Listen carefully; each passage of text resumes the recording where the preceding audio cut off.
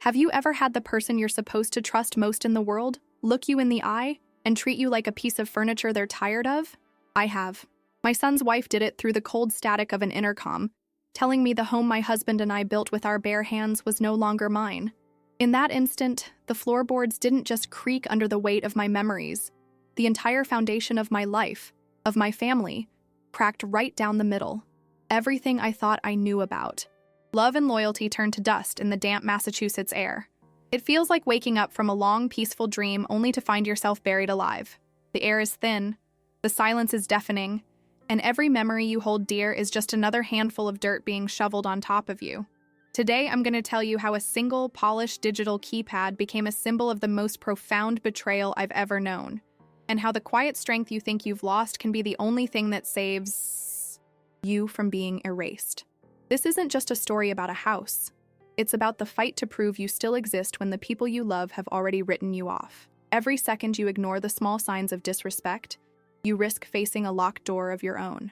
Stay with me, because what I found in the bottom of my purse that day, something they completely forgot about, changed everything. If this story resonates with a feeling deep inside you, subscribe to this channel and leave a like. It lets me know I'm not alone in this fight. And please, tell me in the comments where you're watching from. I'd love to feel connected to you, to know how far this story of a quiet battle has traveled. My name is Eleanor Vance, and I am 78 years old. For most of my life, my hands knew the language of silk and lace. As a bridal seamstress here in Lenox, I stitched dreams together for young women, my fingers nimble and sure. Now those same fingers are stiff with arthritis, a constant, dull ache that reminds me of time's passage. That rainy Tuesday began like any other. The scent of coffee filled my small kitchen, mingling with the damp, earthy smell from Arthur's rose garden outside. The 8:15 train whistled in the distance, a sound as familiar and comforting as my late husband's breathing once was. But something felt off, a stillness in the air, a kind of heavy quiet that even the rain couldn't wash away. I had just returned from my weekly doctor's appointment, the one where they tell you all your numbers are good for a woman my age, as if life could be measured on a chart. I walked up the familiar stone path, fumbling in my purse for the old, heavy brass key. But when I pushed it into the lock, it wouldn't turn. It didn't even go all the way in. My heart gave a painful lurch as I looked closer. The sturdy oak door Arthur had hung himself was desecrated. Where my familiar lock had been, there was now a cold, black digital keypad, its unblinking screen mocking me in the eye. Gray afternoon light. A chill colder than the October rain snaked its way up my spine.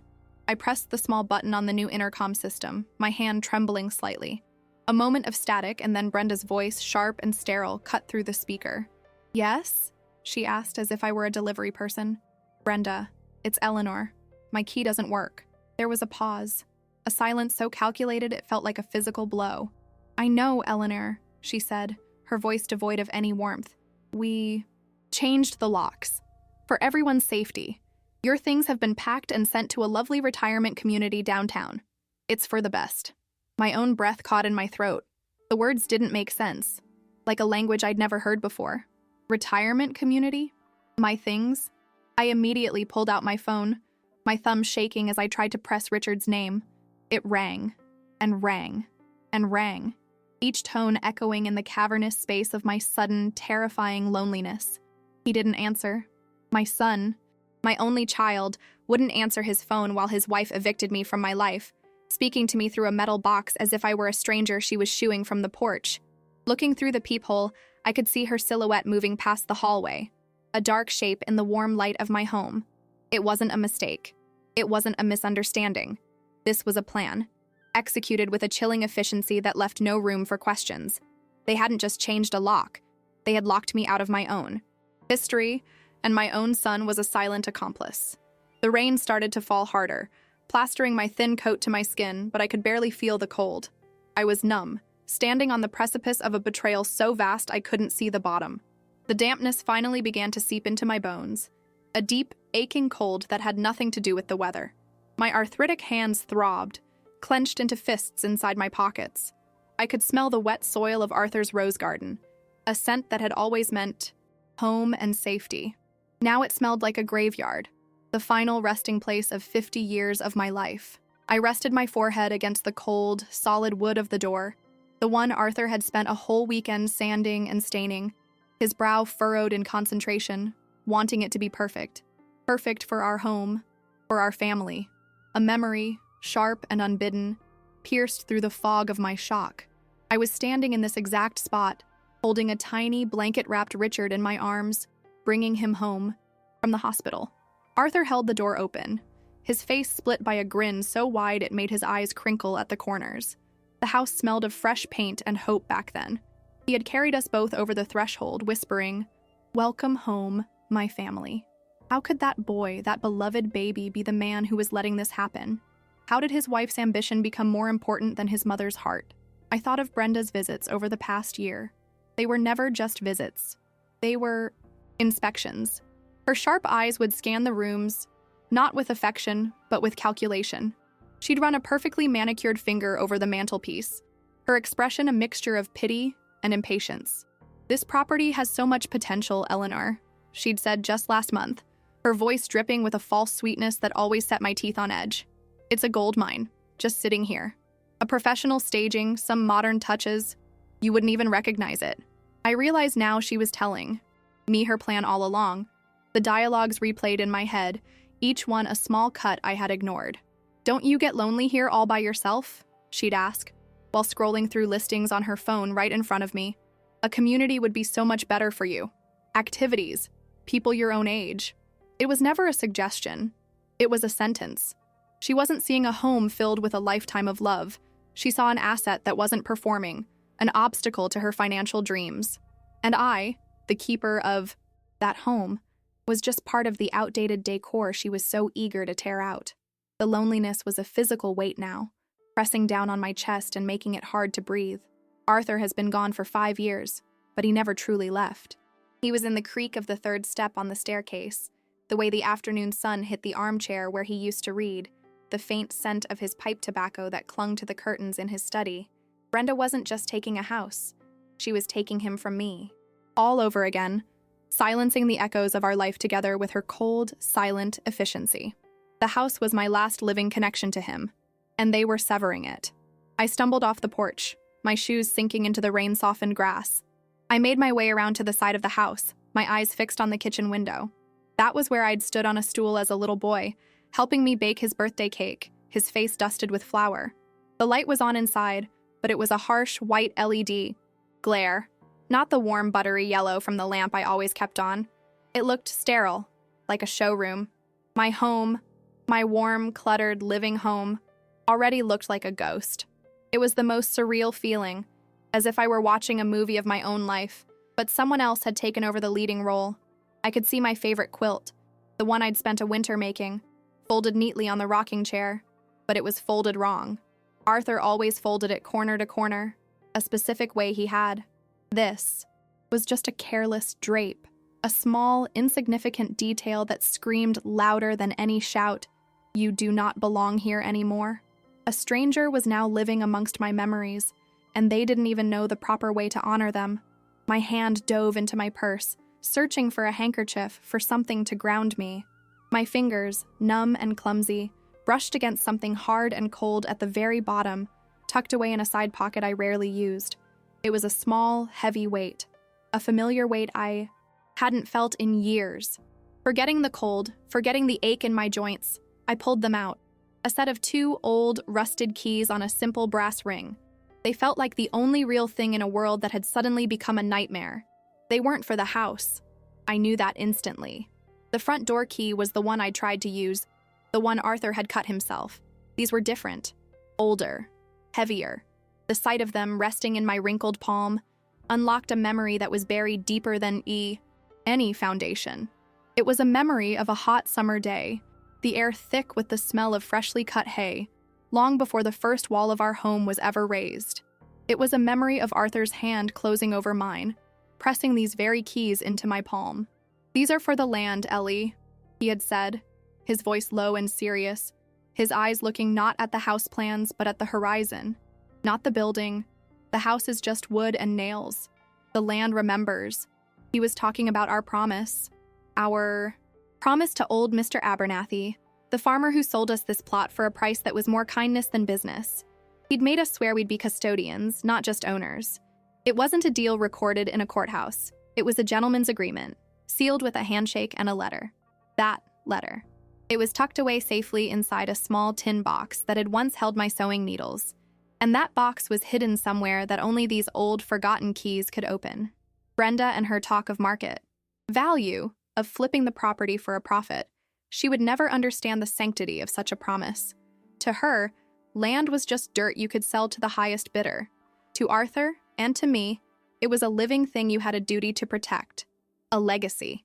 A new feeling began to smolder in the pit of my stomach, slowly pushing back the cold tide of despair. It was anger. A quiet, deep, and righteous anger that warmed me from the inside out. They had made a critical mistake. They had looked at my gray hair, my wrinkled hands, and my quiet demeanor, and they had mistaken patience for weakness. They thought they were disposing of a frail, forgetful old woman. They had no idea I was the keeper of the land's memory. I looked from the rusted keys in my hand to the glowing digital keypad on my door. It was their world against mine. Theirs was cold, transactional, and easily erased with a new password. Mine was built on history, on promises etched into the very soil and sealed with the kind of loyalty they couldn't possibly comprehend. They thought the fight was over a house, some wood and nails they could sell. They were about to find out they had started a war over something much, much older. The tin box. It wasn't in the house. Arthur was far too clever for that. Never keep your most valuable treasures where a thief can easily find them, Ellie, he used to say with a wink. His study, his workshop, even the secret compartment in our closet, Brenda and her packers would have torn, through all of it. But they wouldn't have thought to look where the keys led. A faint, bittersweet smile touched my lips. I could almost hear his voice on the wind, guiding me. The rain was slowing to a drizzle, but the sky was turning a dark, bruised purple. Night was falling, and I couldn't stay out here on the lawn, a pathetic figure haunting the edges of my own life. The full weight of my 78 years settled on my shoulders, the ache in my bones a brutal reminder of my vulnerability. I was alone, I was homeless, and I was facing a battle against my own family. For a moment, the sheer impossibility of it all threatened to swallow me whole. But as I clutched those keys, the rusted metal digging into my palm, I took one last, long look at the house. The lights inside glowed with a warmth that no longer belonged to me. The fight for the building, for the life I had known within those walls, was already lost. That was a bitter pill to swallow. But the fight for Arthur's promise, for the honor of the land itself, that was a fight that had only just begun. And as the first star appeared in the darkening sky, I knew exactly where I had to go. The thought sent a tremor of fear and resolve through my entire body. My feet felt like lead weights, each step away from the house an act of monumental effort. The journey was only 100 feet, to the old potting shed tucked behind the overgrown lilac bushes at the far end of Arthur's garden, but it felt like crossing a continent. Every rustle of the wet leaves under my shoes sounded like a jeer. What was I even doing? Chasing a ghost of a memory, clutching a pair of rusted keys while my life was being dismantled behind me. A part of my mind, the sensible, tired part, screamed at me to just find a taxi, go to a hotel, and weep until I had no tears left. It was the logical thing to do. But logic had no place here. Logic hadn't locked me out of my home. Cold, calculated greed had. I pushed through the dripping branches of the lilac, their faint, sweet scent, a ghostly reminder of spring evenings spent on the porch with Arthur. The shed door loomed in the darkness, its paint peeling like sunburnt skin. The air here was different, thick with the smell of damp earth, decaying leaves, and the metallic tang of forgotten tools. This was Arthur's sanctuary, a place Brenda, with her pristine white sneakers and allergy to pollen, had likely never even glanced at. It was a forgotten corner of a world she thought she now owned. The small brass padlock on the shed door was stiff with age and weather. My fingers, numb with cold and trembling with adrenaline, fumbled with the smaller of the two keys. For a heart-stopping moment, it refused to turn, and the despair I'd been holding at bay threatened to surge back and drown me completely. I closed my eyes, took a deep breath that smelled of rain and soil, and pictured Arthur's hands, strong and calloused, showing me how to gently jiggle the lock just so. I tried, again. With a groan of protesting metal, the lock clicked open. Pushing the heavy wooden door inward, I was met with a wave of air so thick with memories it felt solid. It smelled of potting soil, turpentine, and Arthur's pipe tobacco, a scent that had stubbornly clung to the wood for 5 long years. Moonlight, thin and silvery, filtered through a grimy window pane, illuminating a chaotic but orderly world of clay pots, neatly coiled hoses, and tools hanging from pegs on the wall. Everything was exactly as he had left it. It was as if I had stepped back in time, into a moment before Brenda's ambition had poisoned our family. It was a sanctuary, and for the first time since hearing her voice on the intercom, I felt a flicker of something other than pain. I didn't need to search. I knew exactly where to look. In the far corner, beneath a dusty canvas tarp, was an old cedar chest that had belonged to Arthur's father. It was meant to hold winter blankets, but Arthur had repurposed it. Using the second larger key, I unlocked the chest. The hinges creaked like a sigh as I lifted the heavy lid. Inside, nestled among old seed packets and gardening journals filled with his familiar slanted handwriting, was a small, unassuming tin box. It was a simple thing, once used for English tea biscuits, its painted flowers now faded and scratched. My hands shook as I lifted it out. It was cold to the touch, a solid weight of history in my palms. For a moment, I just held it, my forehead resting on the dusty lid of the chest. This was it, the culmination of a promise made under a summer sky half a century ago. If this box was empty, or if what was inside was meaningless, then I truly had nothing left. The fear was a physical thing, a knot tightening in my stomach. I was betting the last of my dignity on the contents of a biscuit tin, and the sheer absurdity of it all almost made me laugh. Or maybe cry. I wasn't sure which. Taking another steadying breath, I pried open the lid. The packaging contents were sparse, but each item was a universe. On top lay a pressed Queen Anne's lace, its delicate white flowers now a brittle, tea-stained brown.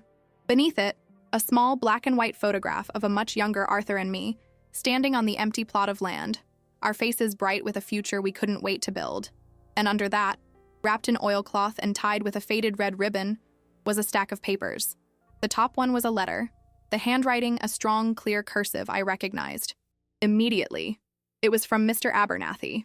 My breath hitched as I unfolded the brittle paper. The ink had faded to a soft brown, but the words were as powerful as the day they were written. He wasn't just selling land, he was passing on a stewardship. He wrote of his family, who had farmed this soil for 3 generations, and of his hope that the new owners would tend to this small piece of God's earth with respect, not as a commodity, but as a living trust. It was a moral contract, a plea from one generation to the next. It was beautiful, heartfelt, and utterly worthless in a court of law. My heart sank. But Arthur was always more thorough than that. Beneath Mr. Abernathy's letter was another document, this one typed on an old manual typewriter. It was a copy of the deed. My eyes scanned the dense legal text, my hope dwindling with every paragraph. It all seemed so standard, so formal. Then I saw it. Tucked away in a section titled Covenants and Restrictions was a clause I had completely forgotten about. Arthur had insisted on it, a tribute to his agreement with the old farmer. It was a land use restriction, legally binding and filed with the county clerk's office all those years ago. The clause was simple, but ironclad. It stipulated that the property at 24 Willow Creek Lane could never be subdivided, nor could it be used for any commercial purpose. Furthermore, it stated that any new structure or significant renovation that altered the original footprint of the house by more than 20% would require the written consent of the original signatories or their direct designated heir. It was a legal fortress built around a gentleman's handshake, and Arthur had designated me as his sole heir and executor of this clause. A slow, burning warmth spread through my chest, chasing away the chill. Brenda's words echoed in my head. A gold mine, a professional staging, you wouldn't even recognize it. Her plans, her entire vision for flipping the property would involve massive renovations. She wanted to tear down walls, add a second story, perhaps even build a guest house where the rose garden now stood. All of it would violate the covenant. She had purchased a house, but she had inherited a promise she didn't even know existed, a promise I was legally empowered to enforce. They hadn't just locked me out, they had locked themselves into a cage of their own making. I carefully folded the papers and placed them back in the tin box, my movements no longer hesitant but deliberate. The doubt that had plagued me on the walk to the shed had evaporated, replaced by a cold, clear certainty. This was no longer about my wounded feelings or the sentimental value of a home. This was about honor. It was about defending Arthur's legacy and the integrity of a promise made to a good man. They had mistaken my grief for frailty, my silence for surrender. They were about to learn how profoundly they had misjudged me. The anger was still there, a hot coal glowing in my gut, but it was different now.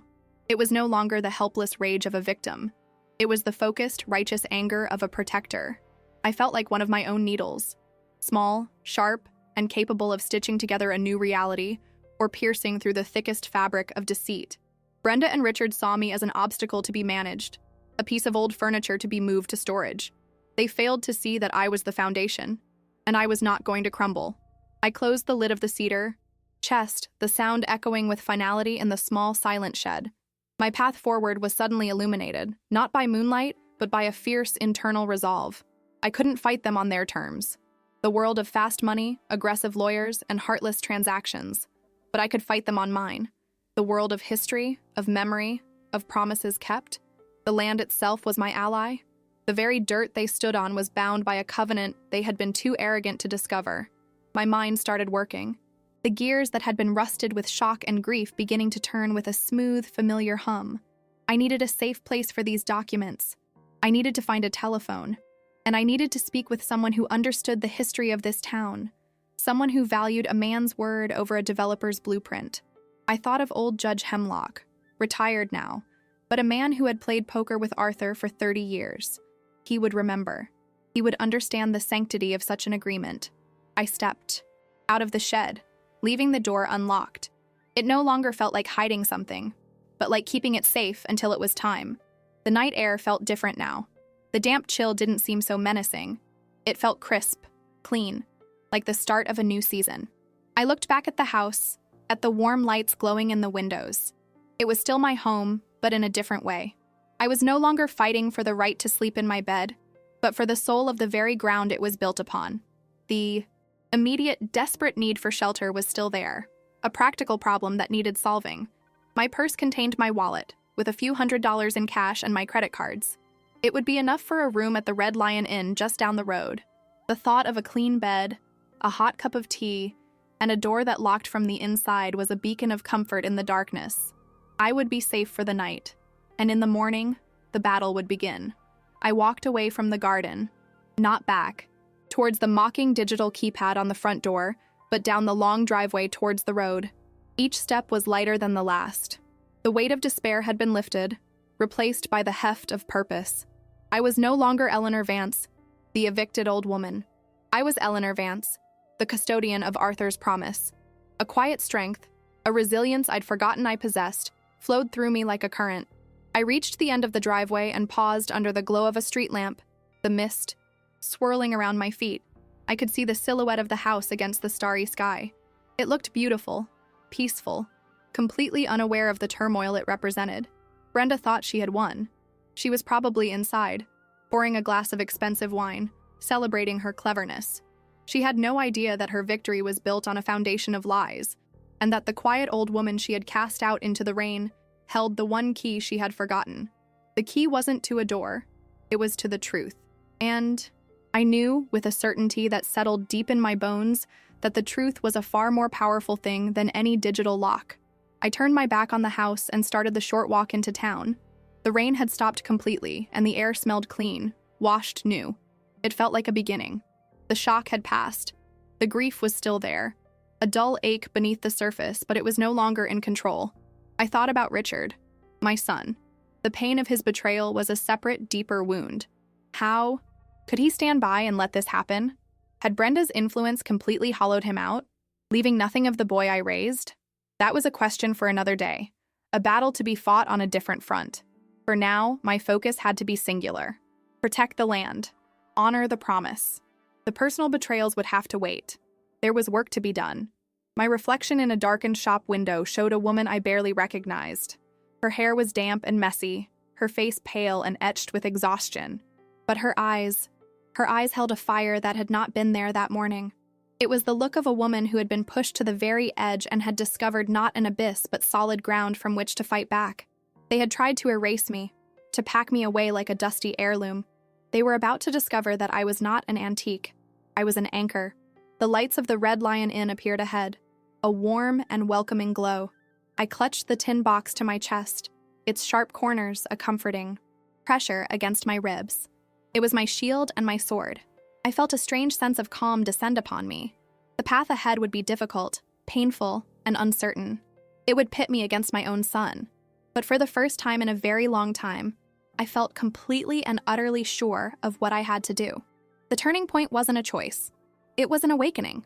I walked through the inn's historic doors, the scent of wood smoke and old leather enveloping me like a hug. I would get a room.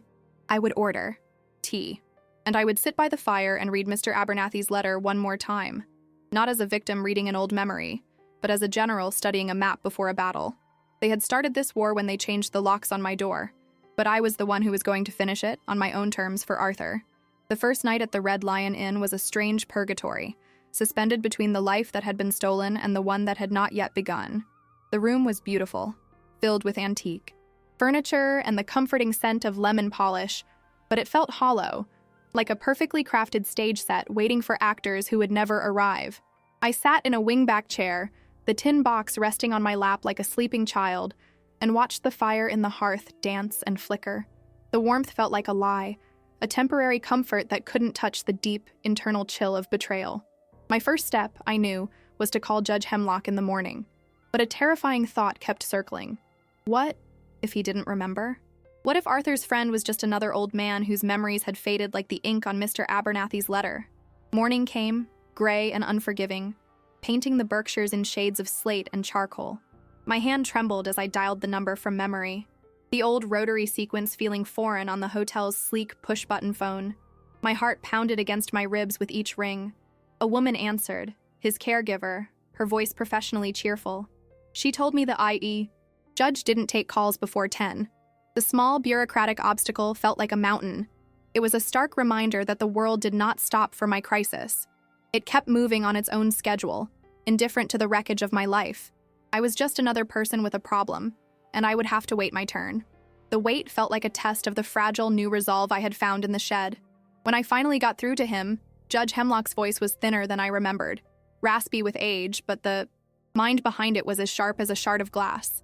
I explained everything, my voice cracking as I recounted Brenda's words through the intercom. He was silent for a long moment, and in that silence, all my fears resurfaced. Then he said, "Arthur was a good man, Eleanor, and a smart one. He never trusted a handshake without reinforcing it with steel. Read the covenant clause to me, word for word."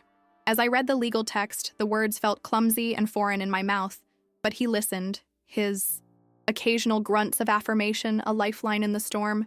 He wasn't just hearing me, he was believing me. "They've made a grave error, Eleanor," he said finally, his voice gaining a familiar judicial weight. "Their greed has blinded them to their due diligence. But this won't be a simple conversation. You need proof, official proof." He instructed me to go to the Berkshire County Registry of Deeds in Pittsfield and get a certified copy of the original deed. He warned me that this was just the first step in a long, ugly process. His advice was practical, unsentimental, and exactly what I needed. It stripped the emotion away and left a clear, actionable path. For the first time, I felt like I wasn't just reacting. I was preparing for battle. The seamstress in me understood. I was gathering my materials before making the first stitch. The trip to Pittsfield felt surreal. I, who had rarely driven beyond Lenox since Arthur passed, found myself navigating traffic on Route 7, my knuckles white on the steering wheel of my old, reliable Buick. The Registry of Deeds was a sterile, modern building, a world away from the historic charm of my home. It smelled of recycled air and old paper, the quiet hum of computers and the rhythmic thud of a clerk's stamp, the only sounds. I felt small and out of place, an analog woman in a digital world, clutching a slip of paper with a decades-old filing number. The young man behind the counter looked at me with a bored indifference that felt almost as cruel as Brenda's scorn. After what felt like an eternity, he returned with a crisp, clean copy of the deed, the official seal embossed in the corner. Holding it in my hands was a revelation. It was real. It wasn't just a memory or a faded letter in a biscuit tin. It was a public record, a legally binding fact etched into the county's history. A surge of validation washed over me, so powerful it almost brought me to my knees. I paid the fee, my hand steady now, and walked out of that building. Not as a victim, but as the holder of an undeniable truth. The document felt heavy in my purse, a solid anchor in the churning sea of my emotions. That evening, back in my hotel room, I followed the judge's next piece of advice. I sat down with the inn's stationery and wrote a letter. Not to Brenda, but to Richard, my own son. My hand ached, and not just from arthritis. Every word was a small death, a severing of the maternal bond I had cherished my entire life. I didn't plead or accuse, simply stated the facts. I quoted the covenant. I informed him that any attempt to alter or sell the property for commercial development would be met with immediate legal action. I enclosed a copy of the certified deed. I wrote that I was deeply hurt by his silence and that he had allowed his wife to discard me as if I were nothing. Sending that letter by certified mail the next day was one of the hardest things I have ever done. Handing the envelope to the postal clerk felt like posting the obituary for my relationship with my son. For 2 days, the silence was deafening. I tried to read, to watch television, but my mind was a tempest. The old thoughts returned with a vengeance, whispering that I was being foolish, that I was a vindictive old woman destroying her family over a house. I would look at the tin box on the nightstand, my only ally, and have to physically touch it to remind myself that my cause was just, that I was defending a promise, not just nursing a wound. The call came on the 3rd day. The caller ID showed Richard's number, and my heart leaped with a foolish, desperate hope. But it wasn't his voice. It was Brenda's, cold and sharp as the winter wind off the Stockbridge Bowl. "I don't know what pathetic little game you think you're playing, Eleanor," she began, dispensing with any greeting. "Richard and I have spoken to our lawyer. That dusty old clause is meaningless. It's an anachronism. You are a bitter, lonely old woman trying to cause trouble because you have nothing better to do. If you pursue this, we will have you declared mentally incompetent. Do you understand me?" Her threat hung in the air, a poison dart aimed directly at my deepest fear. For a moment, I couldn't breathe. The word incompetent echoed in the silent room, designed to strip me of my last shred of dignity. My old self, the woman from a week ago, would have crumbled, would have wept and apologized. But the woman holding the phone was different. The fire that had been kindled in the potting shed now roared to life. "I understand that you failed to read the deed to the property you so desperately want to exploit, Brenda," I said, my voice low and steady, surprising even myself. "This is not a game. It is a matter of law and a matter of honor. You will be hearing from my legal counsel." And then I did something I had never done in my life. I hung up on her. The immediate aftermath was a tremor that ran through my entire body. My bravado evaporated, leaving behind a raw, shaking fear. Had I gone too far? Declared incompetent? The threat was vile, but it was also a real-world weapon they could use against a woman my age. The conflict was no longer just internal. It was a declared war, and they had just revealed their strategy, to portray me as senile and unstable. I spent the rest of the day in a fog of anxiety, the hotel room walls feeling like they were closing in on me. The progress I had made felt like a mirage, and the lonely old woman Brenda, described, felt terrifyingly real. The next morning, I forced myself out of the room. I couldn't let them imprison me with fear. I began a new ritual. Every day I would walk through the town of Lenox, my town. I walked past the library, past the shops, past the church where Arthur and I were married. The familiar sights grounded me. The crisp autumn air cleared my head. It was a small act of discipline, a way of reclaiming my own space when my home had been taken. During these walks, I began to see things differently. I saw the history in the old buildings, the promises kept over generations. I was a part of that, and I would not be erased. A week later, a thick envelope arrived from a prestigious Boston law firm. It was a formal, intimidating letter filled with phrases like frivolous claim and tortious interference. It was designed to overwhelm and terrify me into submission. It almost worked. Reading it, I felt that same sense of being a small, fragile thing up against a powerful, impersonal machine. But this time, I had a process. I didn't panic. I calmly picked up the phone and called Judge Hemlock, who had given me the name of a local lawyer, a woman named Sarah Jenkins, who specialized in property law and, as he put it, didn't suffer fools gladly. Meeting Sarah was another turning point. She was in her late 40s, with sharp, intelligent eyes and a no-nonsense demeanor that I immediately trusted. She read Brenda's lawyer's letter, then my copy of the deed, her expression unreadable. She looked up at me, a small, wry smile on her face. "They're bluffing, Mrs. Vance," she said simply. "Their letter is a classic intimidation tactic. The covenant is as solid as the bedrock this town is built on. Their only hope is to scare you into backing down. So, the question is, are you scared? I looked at the determined set of her jaw, and I felt my own resolve harden in response. I'm past scared, Ms. Jenkins, I replied. Now, I'm just angry. From that day on, my hotel room transformed from a refuge into a command center. Sarah had me document everything. Every memory of conversations with Brenda about the property, every detail I could recall about Arthur's intentions. I bought a simple ledger and began to write, my stiff fingers slowly getting used to the task. It was a new discipline. The act of writing it all down, of creating a narrative of their greed and my defense, was empowering. It organized the chaos in my mind and turned my pain into evidence. I was no longer just a seamstress. I was becoming a historian, the archivist of my own life. The legal battle moved at a glacial pace.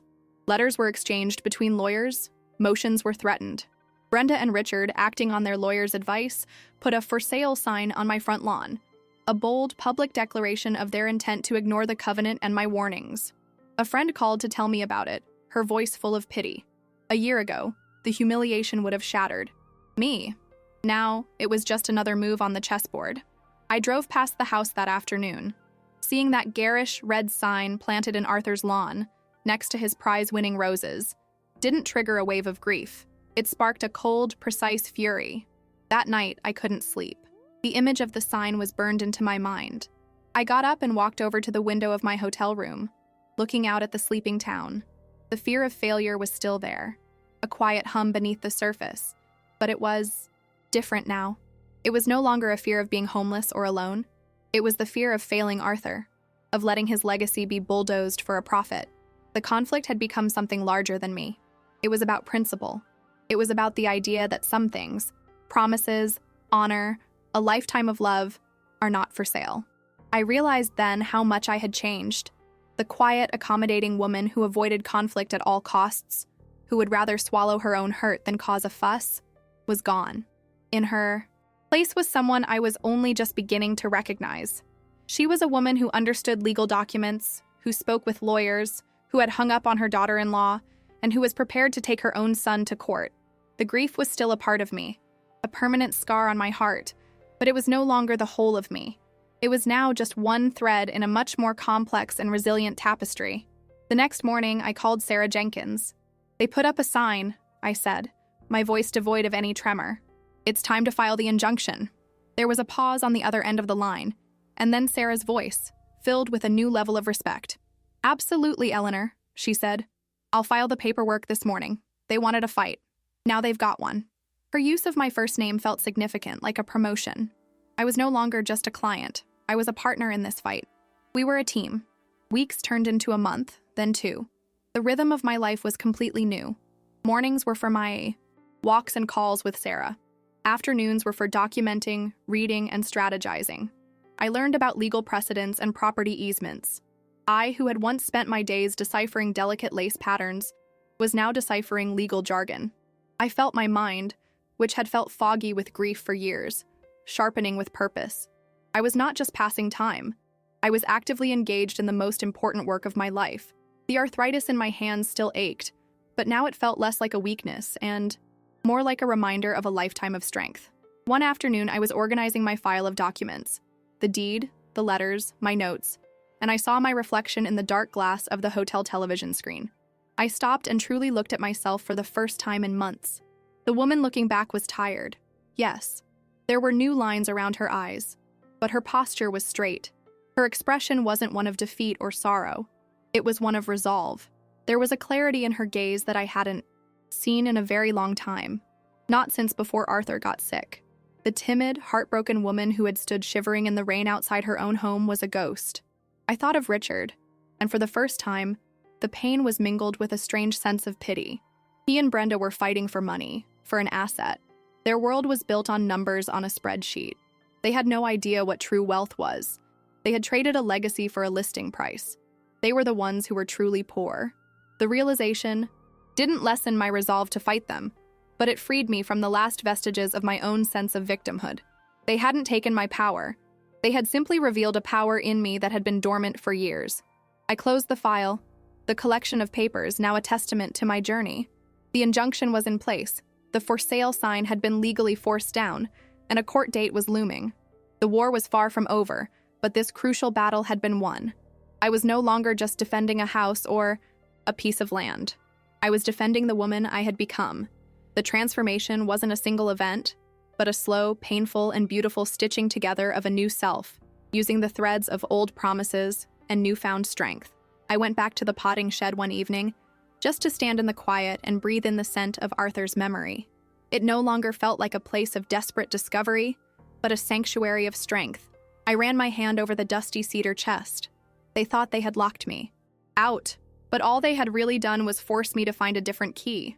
A key that opened not a door to a house, but the door to the next, and perhaps strongest chapter of my life. I was no longer the same woman they had cast aside, and I was ready for whatever came next. The day of the court hearing arrived not with a clap of thunder, but with the quiet, determined light of a cold November morning. I chose my outfit with the same care I once used to select silk for a wedding gown. A simple navy blue wool dress, the one Arthur always said matched my eyes. It was my armor. Sitting in the sterile, imposing courtroom, I felt a strange calm settle over me. Across the room, Brenda sat rigid, her face a mask of strained confidence, while Richard stared at his own hands, refusing to meet my gaze. He looked like a stranger, a hollowed-out version of the boy I raised, lost in the shadow of his wife's ambition. Sarah sat beside me, a bastion of calm professionalism. She had prepared me for this, for the cold legal jargon, for the opposing lawyer's attempts to paint me as a confused, vindictive old woman. When he began to speak, his voice smooth and condescending, I felt the old fear flicker. He spoke of my age, my recent widowhood, my emotional attachment to the property, as if my love for my home was a symptom of some mental decline. But then I looked at the file in Sarah's hands, the certified deed, my documented notes, the truth, and the flicker of fear died, starved of the oxygen of doubt. Brenda's lawyer presented their case, which was built on a foundation of sand. They spoke of progress, of market value, of the need to modernize an asset. They portrayed the covenant as an obscure, irrelevant relic from a bygone era, a footnote in a history that no longer mattered. They never once used the word home. To them, it was always the property, a collection of assets to be liquidated. Their arguments were cold, transactional, and completely devoid of the one thing that mattered most, the soul of the place, the promise that gave it life. When it was Sarah's turn, she didn't raise her voice. She simply laid out the facts with the precision of a surgeon. She presented the certified deed, its embossed seal catching the light. She read the covenant clause aloud, her voice clear and steady, the words echoing in the silent room. She explained that the clause was not a sentimental wish, but a legally binding restriction, properly filed and never contested. She concluded by stating that my son and his wife had not purchased a property. They had accepted a title that came with clear, non-negotiable responsibilities. Responsibilities they had chosen to ignore. The judge, a woman with tired but intelligent eyes, listened to it all without expression. She reviewed the documents, her gaze lingering on the copy of the deed. She looked from the paper to Brenda and Richard, and then for a long moment, she looked at me. In her eyes, I saw not pity, but a flicker of understanding, perhaps even recognition. She saw not a confused old woman, but the signatory of a legal document, the designated heir to a promise. In that moment, I knew. I knew that the truth, quiet and unadorned, was more powerful than all their blustering about progress. Her ruling was swift and unequivocal. The injunction was made permanent. The covenant was declared valid and fully enforceable. Any sale or renovation that violated its terms was legally prohibited unless I, Eleanor Vance, gave my written consent. A wave of relief, so profound it was almost painful, washed over me. It wasn't a feeling of triumph, not yet. It was the feeling of a heavy weight being lifted. The feeling of being able to finally breathe again after being held underwater for what felt like an eternity. Brenda's reaction was a study in controlled fury. The mask of confidence shattered, revealing a raw, ugly anger beneath. A dark flush crept up her neck, and her hands, which had been resting calmly on her lap, clenched into tight fists. She shot me a look of pure venom, a look that promised this was far from over. Richard, on the other hand, simply seemed to deflate. He slumped in his chair, the last of his borrowed bravado draining away, leaving behind a man who looked utterly and completely lost. He finally looked at me, and in his eyes I saw the devastating truth. He was a ghost in his own life. Outside the courthouse, the cold air hit my face like a slap, waking me from the daze. As Sarah and I walked down the stone steps, Richard's voice called out my name. Mom. It was the first time he had spoken directly to me in months. I stopped, turning to face him. Brenda stood a few feet behind, her arms crossed, her face a thundercloud. He took a hesitant step toward me, his expression a tangled mess of shame and confusion. I'm sorry, he stammered, the words sounding weak and inadequate in the crisp air. I never wanted. She said it was for the best. I looked at my son, the man I had taught to tie his own shoes and ride a bicycle, and I felt a deep, aching sorrow. The anger was gone, replaced by a profound sense of loss. He wasn't a monster. He was just weak, a man who had allowed his wife's ambition to become the compass for his own life. It was never for you to decide what was best for me, Richard, I said, my voice not harsh, but firm with the weight of my newfound strength. You stood by and watched her lock me out of my life. A simple phone call would have been an act of love. Your silence was an act of cruelty. I don't know if I can ever forget that. He had no answer. He just stood there, a grown man silenced by the truth of his own inaction. I turned away, leaving him on the steps with his wife and the consequences of their choices. It was not a moment of victory, but of painful clarity. I had won the legal battle, but the family I thought I had was gone forever. The house was mine to protect, but the home, the one filled with the echoes of love and laughter, was a casualty of this war. The price of my dignity had been the heart of my own son. The next day, Sarah met me at the house with the new keys. The digital keypad had been removed, and a simple, sturdy brass lock was in its place. The front door swung open, and I stepped across the threshold for the first time in months. The air inside was stale and foreign. Brenda had been thorough. She had stripped the rooms of their personality, replacing my warm, cluttered life with cold, minimalist furniture meant for staging. My favorite quilt was gone, the armchair Arthur loved had been moved, and the walls were a sterile, impersonal shade of gray. It looked like a hotel lobby, not a home. I walked through the silent rooms, my footsteps echoing on the polished hardwood floors. This wasn't the home I had fought for. That home existed only in my memory now. This was just a building, a shell that contained the ghosts of what used to be. The pain of that realization was sharp, but it was also freeing. I wasn't fighting to get back to the past anymore. I was fighting for the future, for the integrity of the land, for the honor of a promise. The house itself was just wood and nails, as Arthur had said. The land was what mattered. I spent the next week overseeing the removal of Brenda's staging furniture. With each piece that was carried out, I felt the house breathe a little easier. I didn't bring my old things back from storage right away. Instead, I lived in the empty rooms, sleeping on a simple cot, getting to know the space again. I wanted to listen to its silence, to feel its bones. I realized I couldn't live there anymore. Not like before. The memories were tainted by the betrayal, and the silence was no longer peaceful. It was just empty. So I made a decision. A decision born not of weakness or defeat, but of strength and clarity. I would not sell the property. I would honor the covenant to the letter, but I would not live in the house either. I called Sarah and told her my plan. We would establish a trust, the Arthur Vance Land Trust, to preserve the property in perpetuity. We would partner with the Berkshire Botanical Garden to turn the house and grounds into a place for resident gardeners and artists, a place of creation and growth. Arthur's rose garden would not just be preserved, it would be shared. The news of the trust spread through Lenox. It was a move no one expected. Brenda and Richard, I heard, were stunned into silence. They had been waiting for me to sell, hoping to at least get their initial investment back. But I wasn't interested in their money. I was interested in legacy. Friends and neighbors who had watched the drama unfold from a distance now approached me with a new kind of respect in their eyes. They saw not a frail old woman, but a formidable protector of our town's history and character. I had inadvertently become a quiet local hero, the woman who stood shivering in the rain. That day would never have been capable of such a bold, public act. She would have retreated back into the house, trying to piece together the broken fragments of her old life. But I was no longer that woman. I had learned that strength isn't about holding on to what was. It's about having the courage to create what can be. I had lost a home, but I had gained a purpose. I was no longer just the keeper of Arthur's memory. I was the architect of his legacy. I found a small, sun-filled apartment in the center of town overlooking the main street.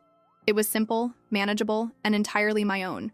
I brought only the most important things from storage: Arthur's reading chair, my sewing machine, and the tin box, which now sits on my mantelpiece. The rest I donated. I found that I didn't need a house full of things to feel at home. I carried my home inside me now.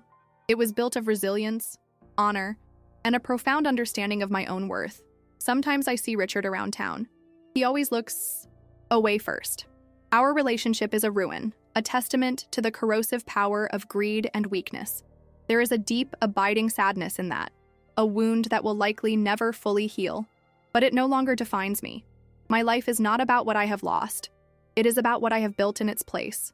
I have found a new community in the artists and gardeners who now tend to Arthur's land, their laughter and creativity breathing new life into the old house. The contrast between the woman I was and the woman I am is stark. Before, my world was small, confined to the walls of my house and the landscape of my memories. I was quiet, accommodating, and too willing to be silent in the face of disrespect. I was slowly fading, becoming invisible. The betrayal, as cruel as it was the shock that brought me back to life. It forced me to find a voice I never knew I had, a strength I had forgotten I possessed. I learned that the most profound betrayals often come from the people we least expect, from the silence of those who should have spoken up for us. But I also learned that within that silence, you can find your own voice. You can discover that you are not as fragile as you think. You are not a piece of furniture to be moved or discarded. You are the foundation, the keeper of the history, the one who knows where all the keys are hidden. My story is not just about a house. It's about the fight to be seen and heard when the world, and even your own family, tries to write you off. It's about understanding that your value is not determined by your age or your quiet nature, but by the strength of your convictions and the courage to defend them. The locks on our lives can be changed in an instant, but our integrity, our promises, our honor, those are things no one can take from you unless you let them. So I ask you to look at the quiet elders in your own lives. Do not mistake their patience for weakness or their silence for consent. Within them are entire libraries of history, love, and promises. They are the anchors of our families and our communities. They hold the keys to who we are. Listen to their stories, for they are the guardians of a legacy you may not even know you are a part of. This journey has been the hardest of my life, but it has also been the most transformative. I was forged in a fire I did not ask for, and I emerged not burned, but tempered. I am Eleanor Vance. I am 78 years old. And for the first time in a very long time, I am not just the seamstress of other people's dreams. I am the architect of my own.